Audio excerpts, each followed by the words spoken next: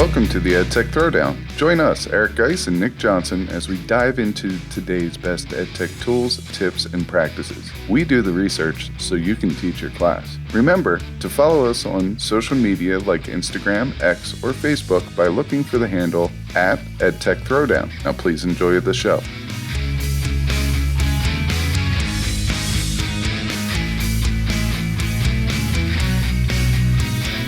Welcome to the EdTech Throwdown. This is episode 187 called 10 Tips for Using AI in Your Classroom. Guise and I have each selected 5 of our favorite top tips for using AI to increase student learning and to help you manage your classroom and sometimes your life. Listen in to learn about what they are, why we like them, and how they might advance your classroom. This is another episode you don't want to miss. Check it out.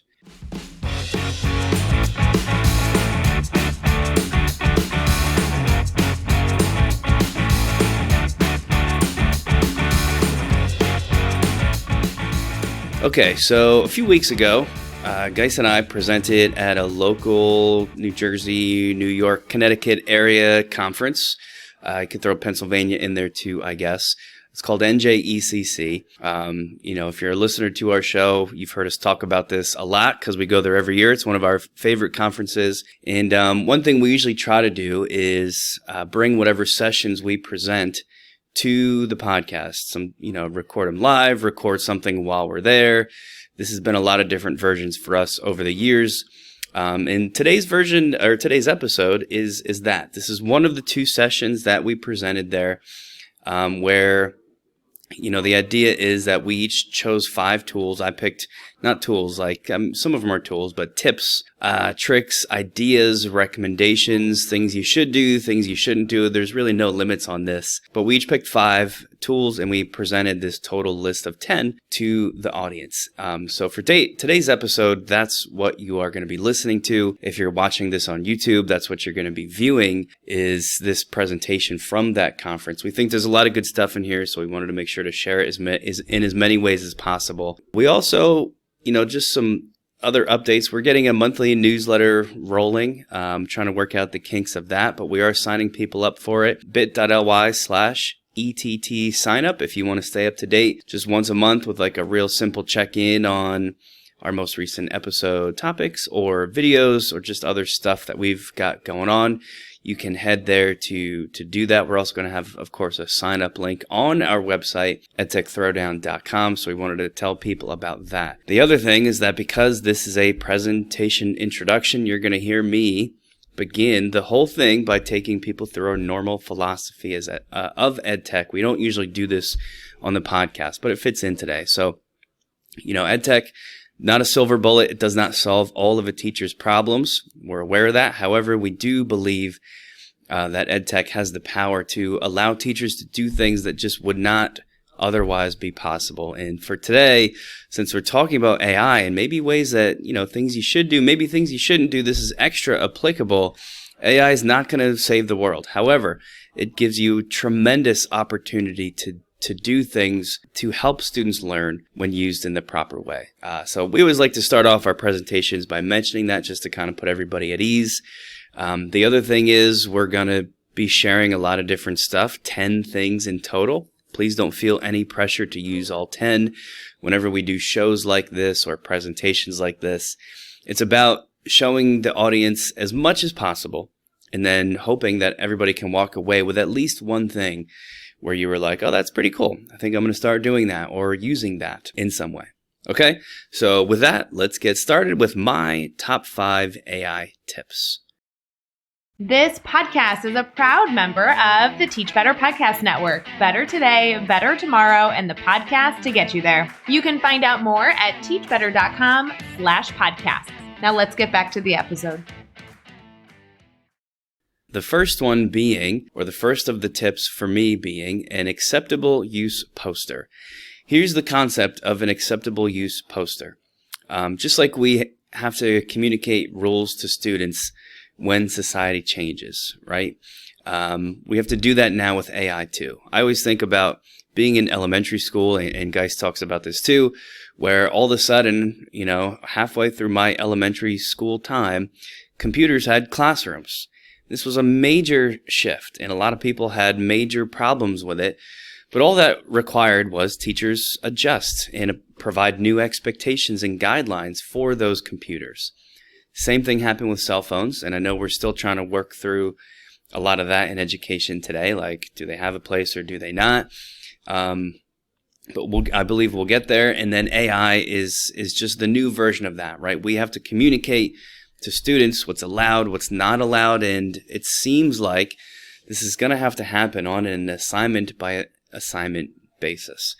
Every single time you have your students do something, you should be letting them know, is AI okay to use for this? Is it not? And if it is okay, what type of use is allowed? So for that, one thing that we're doing in our school district, and that's what I'm sharing here for my first one, is an acceptable use poster. So in your classroom, this is physically printed, that you can display. If your school has the ability to print those, that's great. If not, maybe you can do it yourself at like a FedEx office or something. I know you can print up these posters pretty cheap. We have a template for that exact purpose. So if you are grabbing a copy of our presentation, you could get that template. You can also find that in our show notes. However you're viewing this, bit.ly/ETT sign up, all lowercase, will get you the copy of the presentation for this poster that we've created. And essentially the idea is that there's three boxes. There's a box of things that is a list of never acceptable items. And in the template, these are all text boxes, so you can edit that yourself. These are the ways for your class that AI can just flat out never be used, like ever. There will be no exceptions. And this is things like, the ones that I have are submitting AI-generated work without any student editing. Should be obvious, but we're just being clear about those things. There's another box that I've colored green. These are the things that are always acceptable. You can use AI for this at any point in time for everything. And for me, this is, what do I have here? Exploring topics of inquiry as a coach or a tutor, and what we call super searching to help find resources to then look at yourself. So for me, I can't think of any time in my classroom where that would not be okay. So that is always acceptable to do. And you might feel differently about those, and that's the beauty of the template, is you can edit as needed. The real tricky area is the third box, and that is the teacher discretionary box of things that might actually change from one assignment to the next. Have that colored yellow, and these are the things that as a teacher you need to be communicating every time you have students do a thing. Complete a project, write an essay, do a lab, submit a homework assignment. These are things like submitting work that is AI outlined but then written by the student. Is that okay? Is that not okay? It's going to change depending on the type of assignment, and the kids need to be clear on that. I've got some other stuff on the poster as well, just about like always check, blah, blah, blah, what your teacher's doing and those sorts of things. But I just think this is going to be at the beginning stages of AI incorporating into society and, of course, schools. We need to start by letting kids know at all times, like, what's okay, what's not okay, until they just kind of get used to that. So that's my first one, the acceptable use classroom poster. Next up is an extension, one of my favorite extensions called Revision History. This is a really good way to help monitor AI use. Now, it is not an AI checker, and in fact, we left all AI checkers out of this fully because that's kind of a gray area. Some people say they work well enough to use. Some school districts say they don't. So we just kind of want to stay away from that altogether. But one thing you can do, and this is really my tip here, is for student work that they are writing specifically, you can require that work be completed in a certain, app, let's just say. And you could also say, you have the right to do this, that I will not accept the work unless it is done in this very specific way. What I'm talking about here is Google, and you'll see why once I get into it. But, for me, everything has to be done in Google Docs, actually worked on there, not copy-pasted in from somewhere else, like physically actually completed in the document itself. And if it's not, I won't take it. They have to redo it, and here's why. There's this extension called Revision History. You can just, Google it, and it's going to allow you to add that thing. And what it really does is, and if you're looking at my screen right now on the YouTube video, you can see it. If you're listening to the podcast, you can find this YouTube video or just try this yourself later. But it pops up this little bar at the top of the screen, and it tells you how many large copy pastes the students used when creating this doc. It tells you their writing time. So here I'm looking at a 4-paragraph essay with a total writing time of 2 minutes, right? That's fishy. It also says there were 3 large copy pastes, also super fishy, and it's giving me some unusual patterns. This is actually a new thing. My favorite part is if you click this little details button, you can actually do a replay of the drafting process. You can click play, and it shows you like a play-by-play. Let me pull this back to the start of what it looked like for the student working on this thing. So right now it's playing. I can see this clearly looks like somebody's typing something for that first paragraph. You can speed it up to twice as fast, 4 times as fast, 8 times as fast to really go through. So then all of a sudden, these last 3 paragraphs, boom, boom, boom, it was very clear they were just copy pasted in. I don't know that this was AI generated for sure, and I don't even really want to approach it that way with the students. But I do know for sure they copy pasted it in from somewhere else, so I can't accept this. So I can then now say, I need you to do this again in the Google Doc, do it with me on a piece of paper in class, however you want to handle it. But revision history is a really excellent extension to sort of take care of that gray area of what do you do when you think a student has used AI. You ask them to do it again, and this can be your justification. Now, I'll add that literally as of a few days ago, from recording this episode in late March 2025, revision history that used to be totally free has gone to a paid model. So we are currently searching for another option here that does not require you to pay past a certain point. I think it gives you so many free checks a month. So you might still be able to get by with the free version, but that is an unfortunate change for something that used to be totally free. But in the meantime, you can still try to use it under whatever their cap is. But that's my second one. All right, my third one is a pretty cool thing called Animated Drawings. This is a website that will use AI to make any animated drawing come to life by simply uploading that drawing, a picture of that drawing, into the computer. Here you can see just how easy it is, right? There's no sign-ins, there's no making accounts. It's sketch.metademolab.com. I click try it now, accept whatever their guidelines are, and all you do is upload a picture. So, for me in my class, I had students do like these little these little doodles.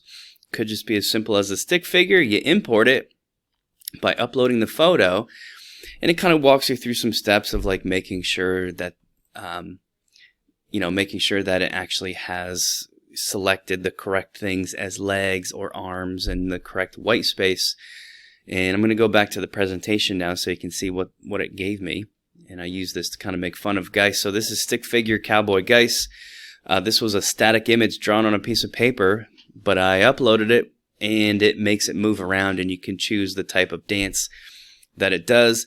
I like this because it's funny. Your students can have a really good time with it, and it's just a cool addition to lots of different projects that you might be doing. Video projects, presentations, whatever it is. I think everybody's going to have a good time with it, even if it's just a funny, a funny moment in your classroom. I think it's got a place for that. So that was, again, let me just go back for the website. It's called Animated Drawings. This is an experimental website, I believe, from Meta's AI, and it's super cool. Okay, fourth up for me is battling AI over Reliance. I'm feeling more and more passionately about this as time goes on. Because one, I think maybe the major downside of AI, that might be too big of a statement, but for sure a major downside is what scientists are finding happens to your brain when you rely on AI too much. And surprise, surprise, it's not good. A lot of the things that we use AI for now, like writing for you, coming up with lists for you, doing research for you. That's nice as a time-saving method, but all those things in the critical thinking that goes along with it are really good for your brain and keeping it working properly and having the skills to critically think. And if you're using AI for all that stuff, then they can actually detect atrophy of your brain matter in the regions of the brain that do critical thinking and problem solving. And another way I like to think about it is this. Like, let's imagine you use AI to help you design a project or in the rubric and whatever else goes along with it. And it saves you an hour of time, right? What would have taken you 2 hours to put together now just takes you 1 hour to put together. That's really great.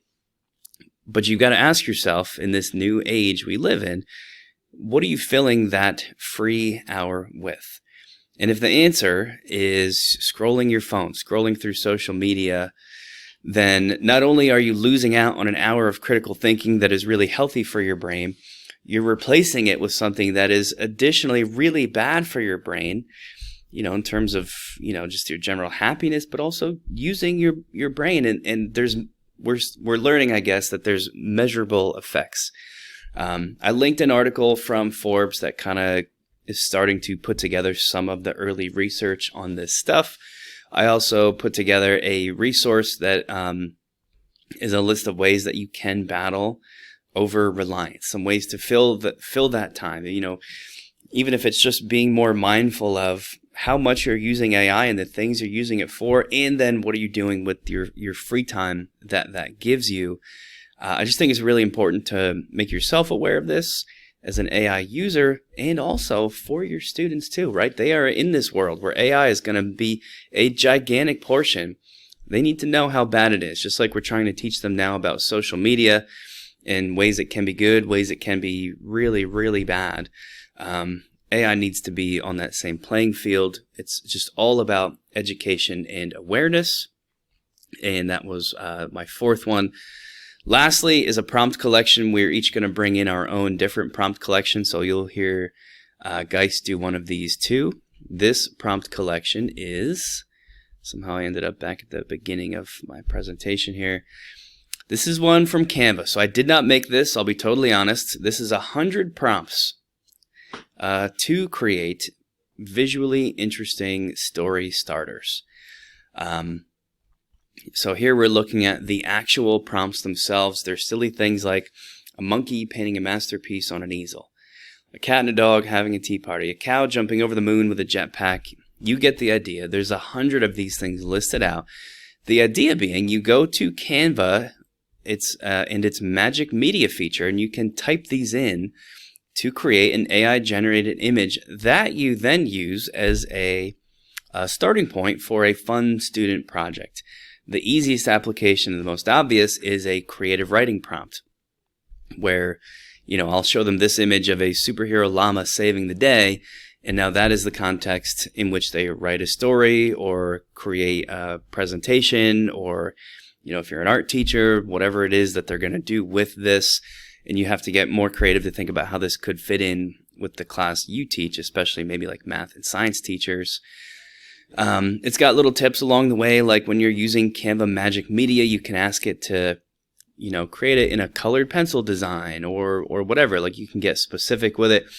I just thought it was super fun, super cool, and Canva has all kinds of great tips like this in their design school, which is another awesome thing to check out. The Canva Design School, to sort of see all the different resources they have there. So that was the prompt collection that I brought to the presentation. That is also the end of my 5. So at this point, we're going to do something a little unorthodox, which is actually end the episode. If you haven't noticed, this whole time it has been just my voice, and that is because for only the second time ever in the history of the podcast, one of us is unavailable. And this time it's Guise. The first time was actually me.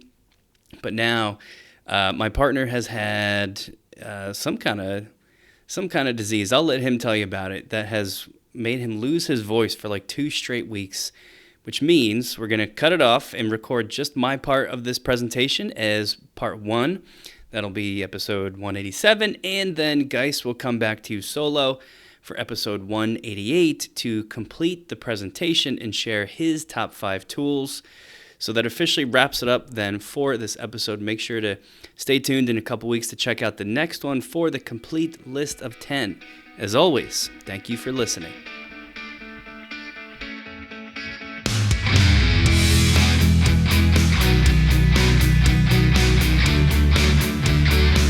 Thanks for listening to the EdTech Throwdown. Do us a couple of favors. Subscribe to our podcast on any major podcast catcher such as Apple, Spotify, Amazon Podcasts, and Stitcher. Go over to YouTube, search the EdTech Throwdown, subscribe to the channel. You can connect with us on Twitter, Facebook, and Instagram. The show's handle is EdTech Throwdown. You can connect with Guise at GuiseGotTech, Nick at NickGotTech. You can write us an Apple Podcast review. You can tell your friends about www.edtechthrowdown.com. And lastly, go over and check out our friends over at the Teach Better Podcast Network, a network that we are so proudly involved with. Until next time, remember, go try some EdTech because we will do the research so you can teach your class.